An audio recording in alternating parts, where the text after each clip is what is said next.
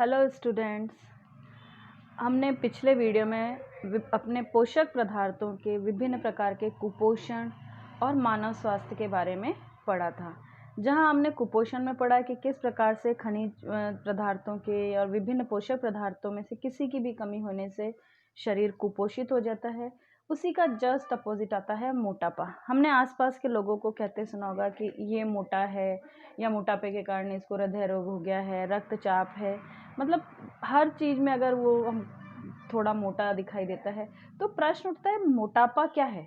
तो मोटापा वह स्थिति है जब अत्यधिक शारीरिक वसा शरीर पर एक सीमा से अधिक एकत्रित हो जाती है कि वह स्वास्थ्य पर हानिकारक प्रभाव डालने लगती है और व्यक्ति की आयु को भी कम करती है। तो उसे हम क्या कहते हैं? मोटापा। अब मोटापे से हमें पता है कि बहुत से रोग होते हैं, जैसे हृदय रोग, मधुमेह, निद्राकालीन श्वास समस्या, कई प्रकार के कैंसर और अस्थि रोग भी हो जाते हैं। मतलब हड्डियों के रोग भी, कि जो जॉइंट्स रोग हैं वो भी आपको होने लगते हैं। अब प्रश्न आता है कि मोटापा क्या है, कैसे पता चलता है कि व्यक्ति मोटा है या सामान्य है। इसके लिए हमें वैज्ञानिक भाषा में हम शरीर भार सूचकांक यानी बॉडी मास इंडेक्स से हम नाप सकते हैं कि व्यक्ति मोटा है या पतला है। बॉडी मास इंडेक्स को मानव के शरीर का जो भार होता है वो और उसके लंबाई का अनुपात होता है, जिससे कि हमें उसके शरीर की मोटाई का पता चलता है कि ये व्यक्ति मोटा है या पतले की गिनती में आएगा। मोटे के लिए अपन उसका जो एक निश्चित मान है वो है 25 किलोग्राम प्रति मीटर स्क्वायर के बीच अगर आता है तो यह मोटापे से पूर्व की स्थिति मानी जाती है कि व्यक्ति को हम सामान्य व्यक्ति की गणना में रख सकते हैं। और जब यही सूचकांक 30 किलोग्राम प्रति मीटर स्क्वायर से अधिक हो जाता है तो उस व्यक्ति को हम क्या कहते हैं? वह व्यक्ति मोटा है। अर्थात अगर यदि व्यक्ति का वजन 30 किलोग्राम प्रति मीटर स्क्वायर से ज़्यादा निकलता है तो वह व्यक्ति मोटेपे की श्रेणी के अंदर आता है। अब प्रश्न उठता है कि मोटापा होता किस कारण से है। तो मोटापा जो हमारे मोटापा है उसमें है शरीर का सबसे ज़्यादा जो वजन बढ़ता है वो अत्यधिक ऊर्जा के सेवन के कारण, या ऊर्जा जो हम ग्रहण कर रहे हैं यानी जो हम भोजन ग्रहण कर रहे हैं उसका अगर उपयोग हम सही ढंग से नहीं करते हैं, उनके बीच में असंतुलन करते हैं, हमारी जो दिनचर्या है अगर वो असंतुलित होती है तो धीरे धीरे हमारा वजन बढ़ने लगता है। इसका मुख्य कारण है अधिक चर्बी युक्त भोजन करना, जंक फूड जो कि आजकल हम लोग ज़्यादा यूज़ करते हैं, पिस्ता, चाउमीन, पिज़्ज़ा, बर्गर इत्यादि, वह कृत्रिम भोजन करना कि बाज़ार में बना हुआ भोजन या जो डिब्बा पैक सामग्री आती है उसको करने से भी मोटापा बढ़ता है। और सबसे अधिक चीज़ कम व्यायाम करना या स्थिर जीवन यापन करना, कि व्यायाम को नहीं करना या एक ही जगह बैठे बैठे अगर हम काम करते हैं तो उसके कारण भी मोटापा बढ़ता है। शरीर की क्रियाओं को सही ढंग से नहीं कर पाने के कारण भी हमारे शरीर में चर्बी जमा होने लगती है और व्यक्ति मोटा होने लगता है। अब इस मोटापे के कारण कई प्रकार की बीमारियां भी हो जाती है। उसमें सबसे महत्वपूर्ण है ब्लड प्रेशर यानी रक्तचाप। आपने बहुत से जनों के नाम सुना होगा कि इसको ब्लड प्रेशर हो रहा है, किसी को हाई ब्लड प्रेशर है, लो ब्लड प्रेशर है, बीपी शॉर्ट फॉर्म में सुना हमने कि इसको बीपी की बीमारी, बीपी यानी ब्लड प्रेशर, और जिसे हम बोलते हैं रक्तचाप। अब रक्तचाप क्या है? रक्तचाप हमारे शरीर में जो रक्त वाहिनियां पाई जाती हैं उन वाहिनियों के अंदर रक्त के द्वारा वाहिनियों की दीवारों पर जो दबाव डाला जाता है उसे हम क्या कहते हैं? रक्तचाप कहते हैं। आपको पता है कि धमनियां वह नलिकाएं हैं जिनके अंदर रक्त बहता है और यह रक्त को शरीर के सभी ऊतकों और अंगों तक ले जाने का कार्य करती है। किसी व्यक्ति के जो रक्त होता है उसे हम उसका जो सामान्य रक्तचाप होता है उस सामान्य रक्तचाप होता है 120/80। 120/80 यानी 120 को हम नापते हैं सिस्टोलिक के अंदर और 80 डायस्टोलिक। सिस्टोलिक अर्थात ऊपर की संख्या जो है वह धमनियों के दाब को दर्शाती है, जिसमें हृदय की मांसपेशियां संकुचित होकर धमनियों में रक्त को क्या करती है? पंप करती है, आगे की ओर भेजती है। इसी के ठीक विपरीत डायस्टोलिक रक्तचाप अर्थात नीचे वाली जो संख्या है 80 की, वह धमनियों में उस रक्तचाप को दर्शाती है जो संकुचन के बाद हृदय की मांसपेशियां जिसमें शिथिल हो जाती है। अगर जब ये बात आती है कि जो सामान्य व्यक्ति है उसका जो सिस्टोलिक रक्तचाप है वो 90 से 120 मिलीमीटर के बीच तथा डायस्टोलिक रक्तचाप का जो पारा होता है वो 60 से 80 मिलीलीटर के बीच होता है, तो वह सामान्य माना जाता है। अब रक्तचाप मापा किसके द्वारा जाता है? तो रक्तचाप को रक्तचाप मापी या स्फाइग्नोमैनोमीटर के द्वारा नापा जाता है, जिसको 1733 में स्टीफन हेल्स ने पहली बार रक्तचाप को घोड़ों के अंदर नापा गया था और कॉपलन ने 1883 में इसको परिभाषित किया था कि रक्तचाप क्या है और इसे किस प्रकार से नापा जाता है।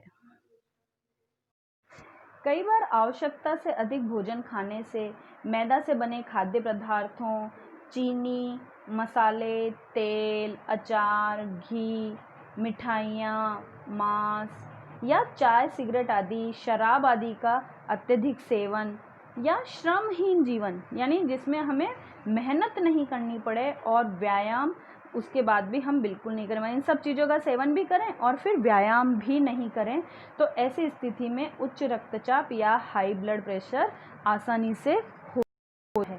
तो ऐसे मरीजों को हमें क्या करना चाहिए? तो ऐसे मरीजों को सबसे ज़्यादा पोटेशियम युक्त भोजन करना चाहिए, जो कि हम पिछले वीडियो में भी पढ़ चुके हैं कि हमें पोटेशियम युक्त भोजन करने से रक्तचाप संबंधी बीमारियां नहीं होती हैं।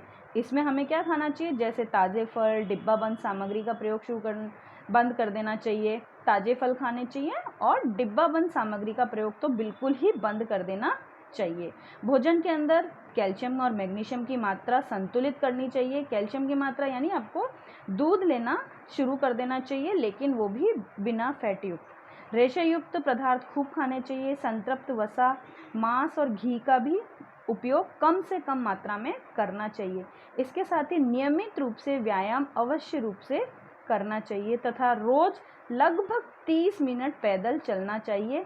यह सर्वोत्तम साधन है जिसके द्वारा कि हम हाई ब्लड प्रेशर को कम कर सकते हैं। इसी के साथ साथ योग, ध्यान, प्राणायाम आदि हमें रोज करने चाहिए, जिससे कि हम अपने ब्लड प्रेशर को कंट्रोल कर सकें। धूम्रपान व मदिरापान बिल्कुल नहीं करना चाहिए। अब इसके बाद आता है, ये तो हुआ हमारा कि किस प्रकार से हमें रक्तचाप होता है और उससे हम किस प्रकार से बच सकते हैं। इसके अलावा एक पदार्थ आता है जो कि हम नशे के पदार्थों के रूप में हम जिसे जानते हैं कि ये जो नशीले पदार्थ होते हैं इनसे हमें आनंद का भ्रम उत्पन्न होता है कि ऐसा लगता है कि आनंद मिल रहा है और इसके लिए हम इनका उपयोग करना चाहिए। अभी मैंने बताया कि धूम्रपान और मदिरापान नहीं करना चाहिए। तो यही सब चीज़ें होती है जो हमारे स्वास्थ्य के ऊपर विपरीत प्रभाव डालती है और इन पदार्थों के सेवन से धीरे धीरे आदमी को आदत पड़ जाती है और अधिक से अधिक नशीले पदार्थों का वो उपयोग करने लगता है और नशीले पदार्थों के उपयोग से मानव शरीर पर दुष्प्रभाव पड़ता है। इन्हीं नशीले पदार्थों में एक पदार्थ है अफीम। आप लोगों ने नाम सुना होगा अफीम। यह अफीम एक पेपेवर सोमनीफेरम नाम के पादप से प्राप्त किया जाता है। इसके जो कच्चे फल होते हैं उसके दूध को सुखाने से हमें अफीम प्राप्त होता है और अफीम के दूध में लगभग 30 प्रकार के एल्केलॉइड्स पाए जाते हैं। इन एल्केलॉइड्स के अंदर मार्फिन, कोडीन, निकोटीन, सोमनीफेरम, पेपरवरीन ये मुख्य रूप से एल्केलॉइड्स हैं जो कि अफीम के दूध में पाए जाते हैं। और मार्फिन और कोडीन तो मुख्य रूप से दर्द निवारक यानी जो अपने पेन किलर आती हैं उन दवाओं को बनाने में भी इनका उपयोग किया जाता है और इसीलिए इसकी खेती की जाती है। इसकी खेती गवर्नमेंट के रूप से सरकारी ठेके के द्वारा भी की जाती है और कई लोग इसकी गलत तरीके से भी खेती करते हैं। शांति और आनंद की प्राप्ति करने के लिए अफीम या उससे बने नशीले पदार्थों का उपयोग जैसे हेरोइन के रूप में भी कई लोगों के द्वारा किया जाता है। अगर हम ग्रामीण क्षेत्रों में देखें, खास तौर से अगर हम राजस्थान में देखें, तो गम और खुशी में, गम यानी अगर कोई दुख है तो और कोई खुशी का अवसर है तो भी इसका प्रयोग, इसकी मनुहार करने की प्रथा आज भी राजस्थान के अंदर प्रचलित है। ग्रामीण क्षेत्रों में कई माताएं अपने छोटे बच्चों को सुलाने के लिए अफीम का प्रयोग करती है। कोई भी कारण हो, अफीम का सेवन व्यक्ति को उसका क्या कर देता है, आदी बना देता है। एक बार अगर किसी व्यक्ति को अफीम की लत लग जाए तो वो उसके बिना अपना कोई कार्य नहीं कर सकता। प्रारंभ में कम मात्रा ली जाती है, लेकिन जब इसकी आदत हो जाती है तो धीरे धीरे व्यक्ति क्या करता है, उसकी मात्रा को बढ़ाने में मजबूर हो जाता है। फिर जो ये अफीम बनता है वो किससे, जो उसका पाउडर है, उसका दूध है, उससे पीने से भी होता है। अगर अफीम नहीं मिला तो व्यक्ति क्या करता है, अफीम के डोडे, जो फल का जो छिलका होता है, उसको उबालकर पीने की लत भी लोगों को होती है, क्योंकि उसके छिलके के अंदर भी दूध लगा हुआ होता है।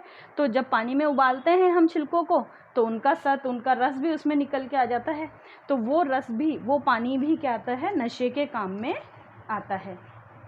फिर अफीम की जब जिस व्यक्ति को लत हो जाती है तो धीरे धीरे उसके शरीर की प्रतिरोधक क्षमता, यानी बीमारियों से लड़ने की क्षमता भी कम हो जाती है, और व्यक्ति धीरे धीरे क्या होता है, बार बार बीमार होने लगता है, और अंत में अचानक या असामयिक उसकी मृत्यु हो जाती है। इसीलिए डॉक्टर्स और कई स्वयंसेवी संस्थाएं भी इससे छुटकारा दिलाने में हमारी मदद करती है। अगर ऐसे किसी व्यक्ति को अफीम की लत हो तो हमें उसे डॉक्टर या ऐसी स्वयंसेवी संस्थाओं के पास ले जाना चाहिए। अब होता है कि अफीम का फ़ायदा क्या है। अफीम से जो प्राप्त एल्केलॉइड्स हैं उससे दवाइयाँ बनाई जाती है, जैसे मार्फिन दर्द निवारक इंजेक्शंस और गोलियों के रूप में, कोडीन खांसी की दवाइयों के अंदर भी मिलाई जाती है।